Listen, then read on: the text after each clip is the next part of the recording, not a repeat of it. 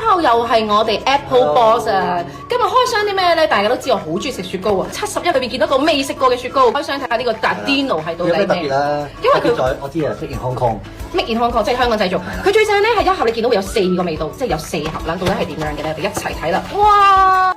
真係有4個味道啊！咁就分別咧有 strawberry 有士多啤梨味啦，有焦糖味啦，有朱古力味啦，仲有我中意食嘅 Tiramisu。一齊試下好冇味啦！佢真係一盒咧入邊都有304不鏽鋼嘅匙羹喺入邊啊！仲有一隻係幻彩色嘅 ，quality 非常之好啊！唔知咩味先咧？好似係 random 嘅。嚇，即係唔係幻彩色？係啊！哇，好得意啊！5隻色嘅匙羹。係啊！我試下呢個焦糖先。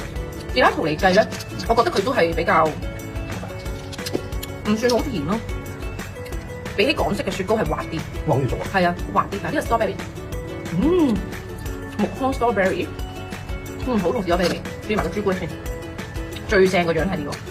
點解你個 tiramisu 正正 ？OK 啊，佢唔算好甜，但係入口都幾順，劈啲好滑，幾滑同埋好濃呢個熟啊，揸嘅嚟，係苦嘅。唔係啱我。試埋 tiramisu 先，哇！你不咁大膽。焦糖味。唔係咁甜，啱晒大家。你經開71嘅時候見到佢，或者你經開某啲 supermarket 超級市場見到佢嘅話，就買嚟試下啦。中意睇我哋飲飲食食分享片咧，記得留言支持我哋啦。留言支持。